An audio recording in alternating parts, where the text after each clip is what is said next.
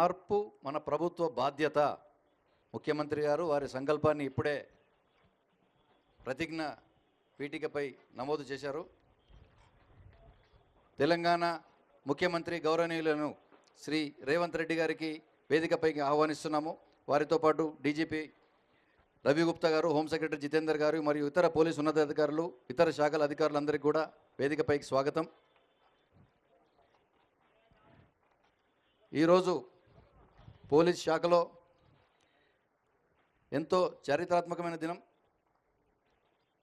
ప్రభుత్వం ఏర్పడిన పిమ్మట పోలీస్ శాఖ సమీక్షలో గౌరవ ముఖ్యమంత్రి గారు డ్రగ్స్ అనే మహమ్మారి తెలంగాణ దరిదాపుల్లో ఉండకూడదు. ఈరోజు ప్రపంచాన్ని పట్టి పీడిస్తున్న మహమ్మారి డ్రగ్స్, మత్తు పదార్థాలు, అలాగే సైబర్ నేరాలు. ఎటువంటి వారినైనా కానీ ఒకే ఒక క్లిక్తో కొన్ని వేల మందిని ఒకేసారి మోసం చేయగలిగినది మరియు అదో అతిపెద్ద ఆర్థిక నేరం. అటువంటి నేరాలని కూడా కట్టడి చేయడానికి ఒక వ్యవస్థీకృతమైన పకడ్బందీ వ్యవస్థ ఉండాలనే ఉద్దేశంతో తెలంగాణ యాంటీ నార్కోటిక్ బ్యూరో మరియు తెలంగాణ సైబర్ సెక్యూరిటీ బ్యూరో, ఈ రెండు విభాగాలని పటిష్టం చేయడానికి సరైన నిధులు మరియు మ్యాన్ పవర్ అన్నిటిని కూడా మంజూరు చేయడం జరిగింది. దీనికి సంబంధించి క్యాబినెట్లో కూడా చర్చించిన తర్వాత ప్రభుత్వము 27 కోట్ల రూపాయలు మంజూరు చేసింది. దాంట్లో మొదటి విడతగా 30%, అంటే దాదాపు 8 కోట్ల రూపాయలు, అంటే మాకు ఎంత అవసరం ఉందో అవసరం మేరకు 8 కోట్ల రూపాయల మేరకు 155 వాహనాలను కొనుగోలు చేయడం జరిగింది ప్రభుత్వం తరఫు నుంచి. వాటిని ఈరోజు మన గౌరవ ముఖ్యమంత్రి గారి చేతుల మీదుగా ప్రజలకి మా పోలీస్ శాఖ ద్వారా అంకితం చేసే కార్యక్రమం ఉంటుంది. మొదటగా మా డీజీపీ గారిని గౌరవ ముఖ్యమంత్రి గారికి పుష్పగుచ్చంతో స్వాగతం పలకవలసిందిగా కోరుతున్నాను. సార్, ఈరోజు 2 విభాగాలకు సంబంధించిన వాహన శ్రేణిని తమరి చేతుల మీదుగా ప్రారంభించడం జరుగుతుంది సార్. ప్రజలకి అంకితం చేయడం జరుగుతుంది. ఈ కార్యక్రమం ఎందుకు ఈ విధంగా పెట్టడం జరిగింది అంటే, ప్రజల్లోకి ఒక బలమైన సంకేతం వెళ్ళాలి అనే ఉద్దేశంతో, దీనికి ఒక విజువల్ ఎఫెక్ట్ ఉండాలి అన్న ఉద్దేశంతోనే ఈ విధంగా పెట్టడం జరిగింది. అలా అని కాదు, గతంలో ఇటువంటి కార్యక్రమాలు ఎన్ని జరిగినప్పటికీ కూడా ఈ కార్యక్రమాన్ని ప్రజల్లోకి బాగా బలంగా తీసుకోవాలనే ఉద్దేశంతో సీఎం గారు పట్టుబట్టి మరి ఈ కార్యక్రమం చేయిస్తున్నారు మా చేత. దీనివల్ల ప్రభుత్వం యొక్క పట్టుదల ఏమిటో అందరికీ తెలియాలని, తెలుస్తుందని ఈరోజు మేము సవినయంగా మనవి చేస్తున్నాము, నమ్ముతున్నాం కూడా. సార్, ఈరోజు ఒక 27 4 వీలర్స్ సార్ టీ న్యాబ్కి, తర్వాత 59 2 వీలర్స్ మొదటి విడతగా, అట్లాగే సైబర్ సెక్యూరిటీ బ్యూరోకి 14 4 వీలర్స్ మరియు 55 2 వీలర్స్ని కొనుగోలు చేసి ఈరోజు తమరి చేతుల మీదుగా ప్రారంభింపజేయడం జరుగుతుంది సార్. ఇప్పుడు గౌరవనీయుల ముఖ్యమంత్రి గారిని జెండా ఊపి టీ న్యాబ్కి సంబంధించింది ప్రారంభించవలసిందిగా కోరుతున్నాను. మీడియా మిత్రులు దయచేసి కాస్త ప్లేస్ ఇస్తే వెళ్తుంది.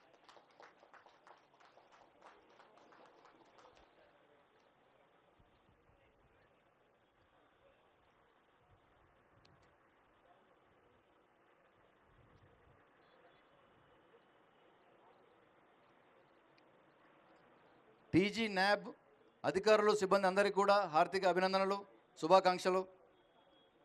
ఈరోజు మీ కొత్త వాహన శ్రేణి ప్రజాసేవకు అంకితం అవుతుంది.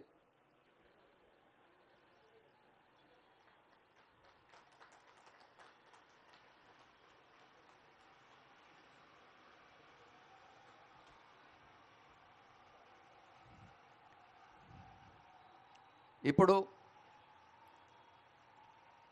తదుపరి సైబర్ సెక్యూరిటీ విభాగానికి సంబంధించిన వాహన శ్రేణి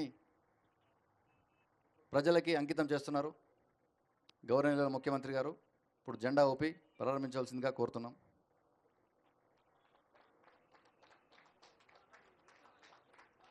పోలీస్ శాఖలో ఇటువంటి ఘట్టం చాలా అరుదైనది సార్. అటువంటి వాటికి ఈరోజు మీరు సాక్షిభూతంగా నిలుస్తున్నారు. డిపార్ట్మెంట్ అందరి తరఫు నుంచి కూడా ధన్యవాదాలు సార్.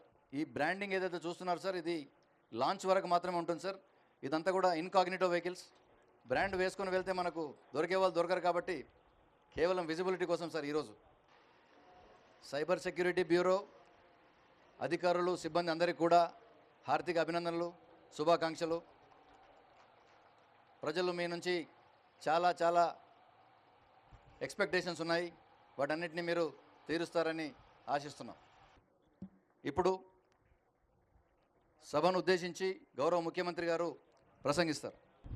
60 సంవత్సరాల పోరాటం, వందలాది మంది విద్యార్థుల ఉద్యమకారుల త్యాగాల ఫలితం తెలంగాణ రాష్ట్ర ఏర్పాటు.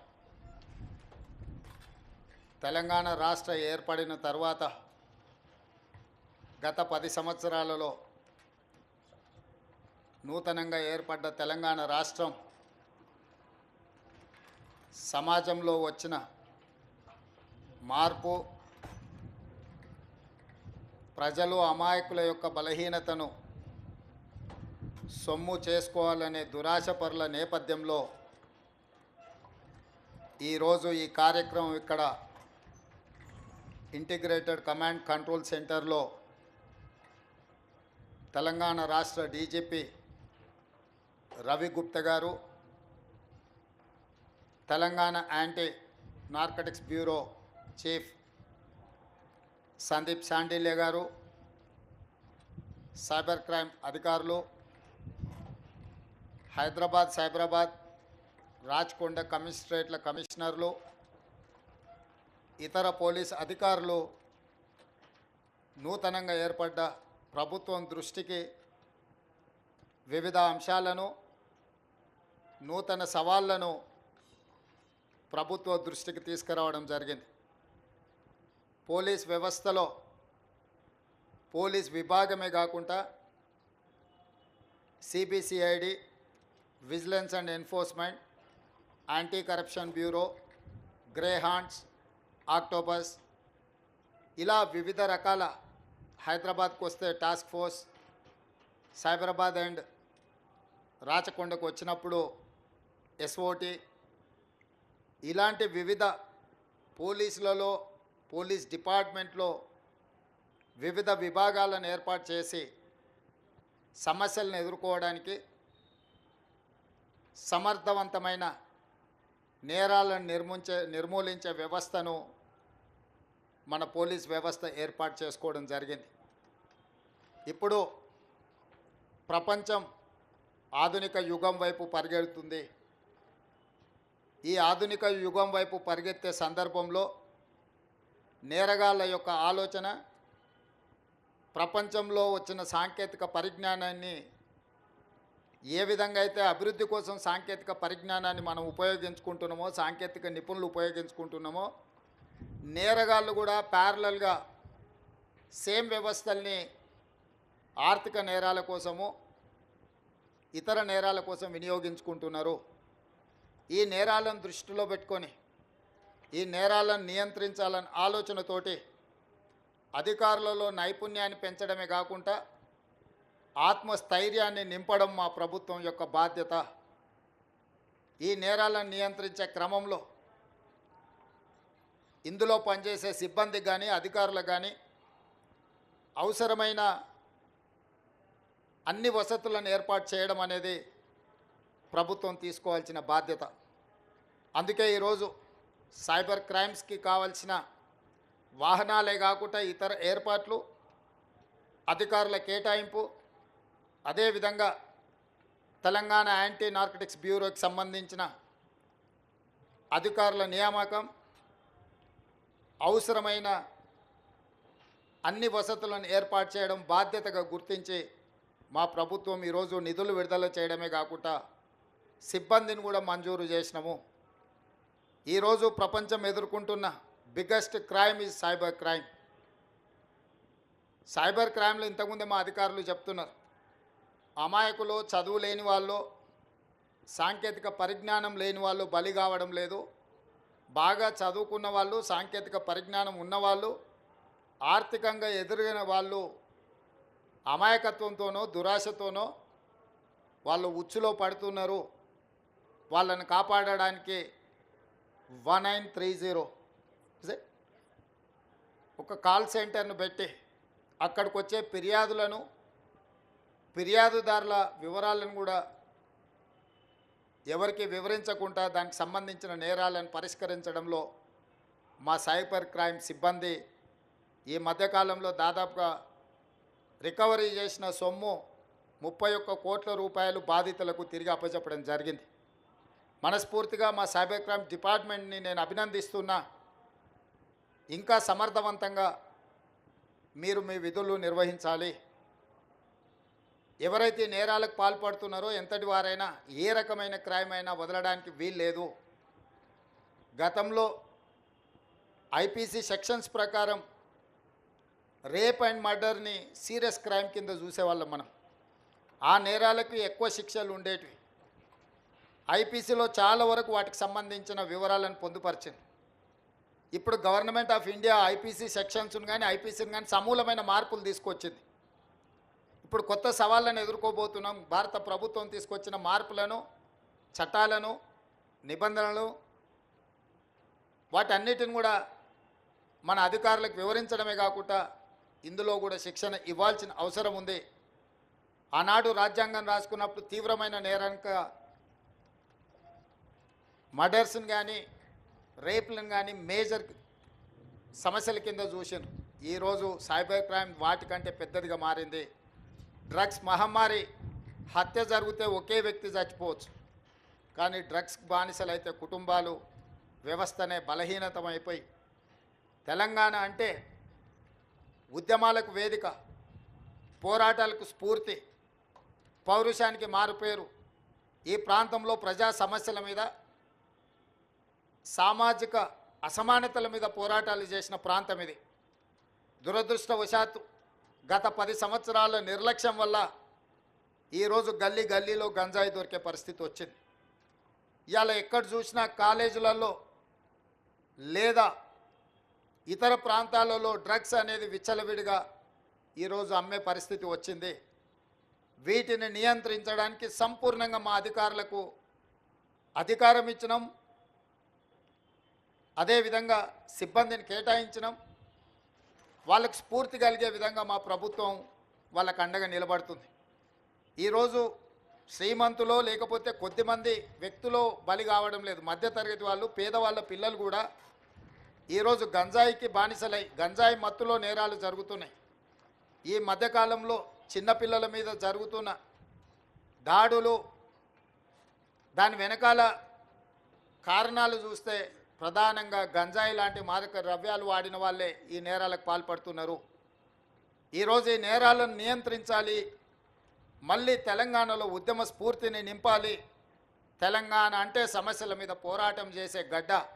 తెలంగాణ ప్రాంత యువకులు దేనికి బానిసలు గారు, సమస్యల మీద పోరాటం చేసే సమర్థులు.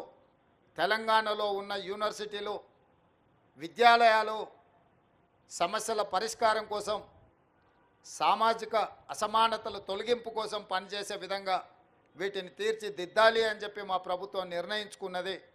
అందుకే ఈరోజు సైబర్ క్రైమ్ అధికారులకు, తెలంగాణ యాంటీ నార్కోటిక్స్ బ్యూరోకి సంబంధించిన అధికారులకు నేను సూచన చేస్తున్నా.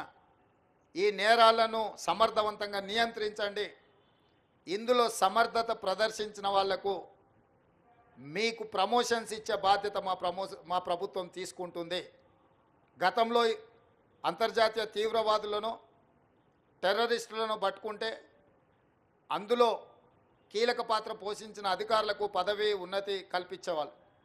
ఈరోజు ఈ వేదిక మీద నుంచి మా అధికారులకు, ముఖ్యంగా మా డీజీపీ గారికి నేను ఆదేశాలు ఇస్తున్నా.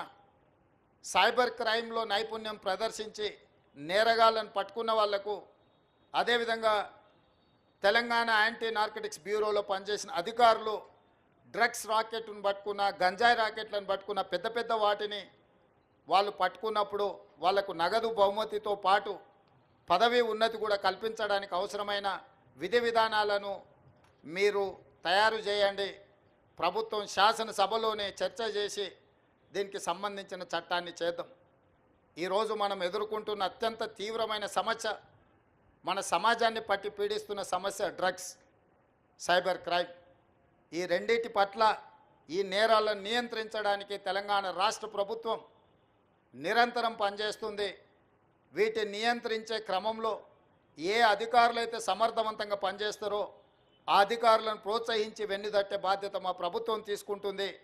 సమర్థవంతమైన అధికారులకు పదవీ ఉన్నతి ఇచ్చే బాధ్యత కూడా మా ప్రభుత్వం తీసుకుంటుంది.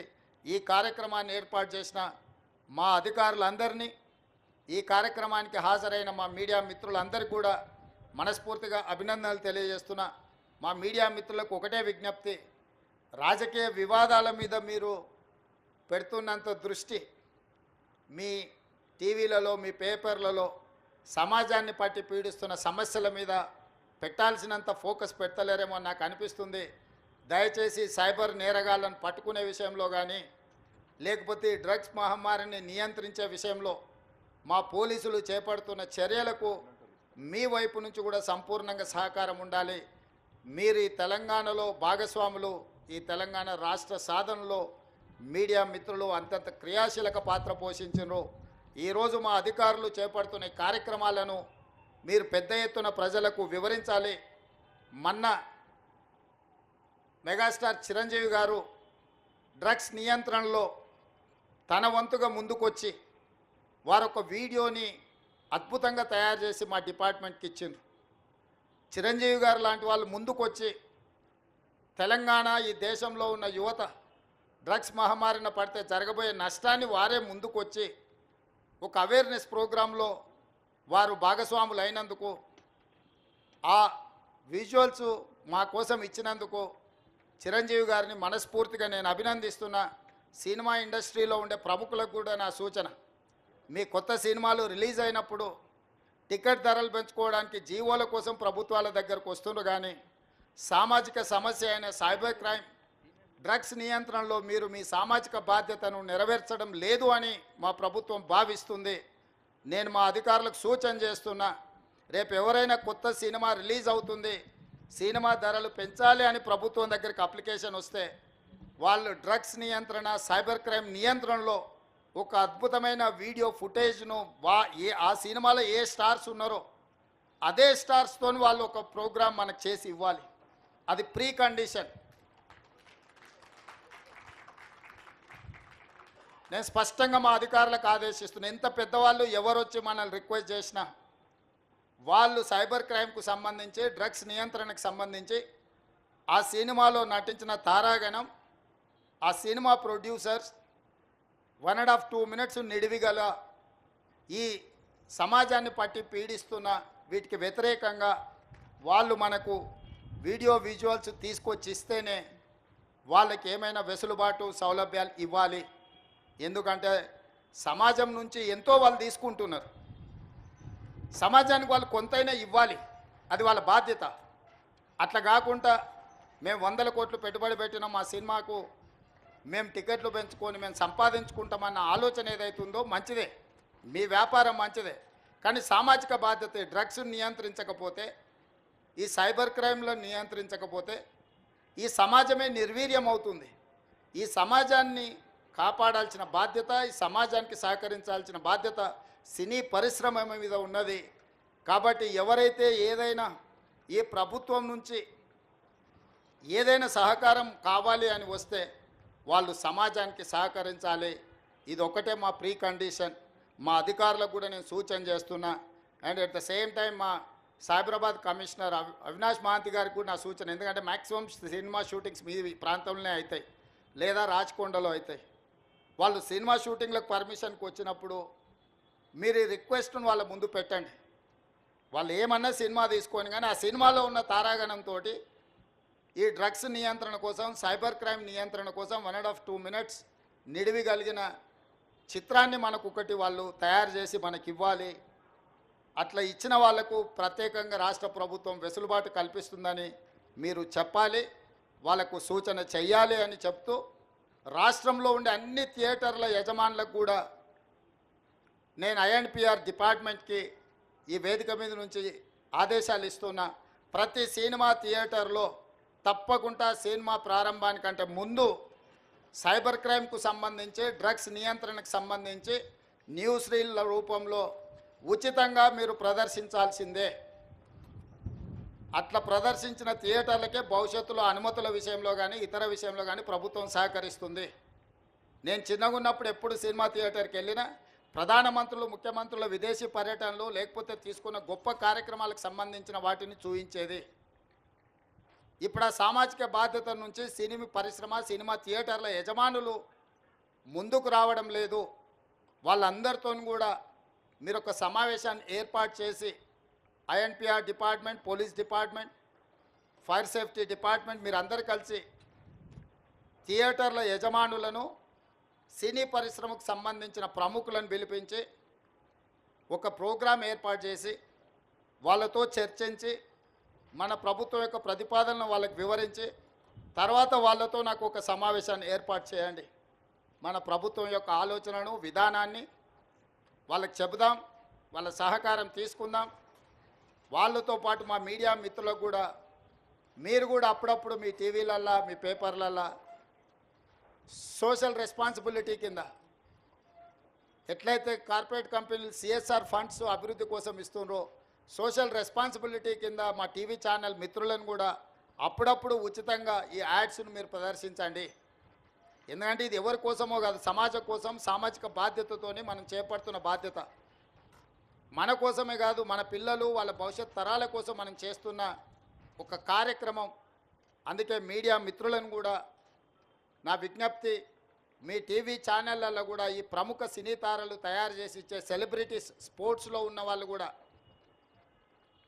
ఎవరెవరైతే పివి సింధు కావచ్చు, సానియా మిర్జా కావచ్చు, ఇట్లా చాలామంది క్రీడాకారులు వాళ్ళందరి నుంచి కూడా ఇట్లాంటివి సపోర్ట్ తీసుకొని వాటిని టీవీలలో ఉచితంగా మీరు ప్రదర్శించాలని ప్రభుత్వం తరఫున విజ్ఞప్తి చేస్తున్నా. మీ అందరి సహకారం ఉండాలని. ఈ రాష్ట్రం సైబర్ క్రైమ్ కానీ డ్రగ్స్ కానీ ఈ రాష్ట్రంలో కాలు పెట్టాలంటే భయపడాలి. వెన్నులో చలి జ్వరం రావాలి. తెలంగాణ రాష్ట్రంలో కాలు పెట్టాలి అని అంటే ఇక్కడ కాలు పెడితే తిరిగి మళ్ళీ పోలేము అనే భయం వాళ్ళలో ఉండాలి. భయం కల్పించాల్సిన బాధ్యత మా పోలీస్ అధికారులదే. మా వాళ్ళు ఫ్రెండ్లీ పోలీసింగ్ అని అంటుంటారు. నేను కూడా ఒప్పుకుంటా, ఫ్రెండ్లీ పోలీసింగ్ ఎవరికి? బాధితులతోని ఫ్రెండ్లీగా ఉండండి, నేరగాళ్ళతోని కాదు. ఫ్రెండ్లీ పోలీసింగ్ అనేది బాధితులు బాధతో పోలీస్ స్టేషన్కు ఫిర్యాదు చేసుకోవడానికి వచ్చినప్పుడు వాళ్లకు కొంత నమ్మకం కలిగించి వాళ్ళు ఏ సమస్య మీద వచ్చిందో కూర్చోబెట్టి మాట్లాడి బాధితులతో మాత్రమే ఫ్రెండ్లీ పోలీసింగ్ ఉండాలి. ఫ్రెండ్లీ పోలీసింగ్ అనే నెపంతో నేరగాళ్ళతో కూడా మనం ఫ్రెండ్లీగా ఉండడం మొదలు పెడితే డిపార్ట్మెంట్ మీద ఉన్న నమ్మకం, విశ్వాసం సలగిల్లుతుంది. కాబట్టి ఫ్రెండ్లీ పోలీసింగ్లో కూడా మీరు ఈ రెండింటికి మధ్యలో ఉన్న వ్యత్యాసాన్ని గుర్తించి అధికారులు కూడా ముందుకు వెళ్ళాలి అని సూచన చేస్తూ మీ అందరి దగ్గర సెలవు తీసుకుంటున్నా. ధన్యవాదాలు మిత్రులారా. ధన్యవాదాలు సార్.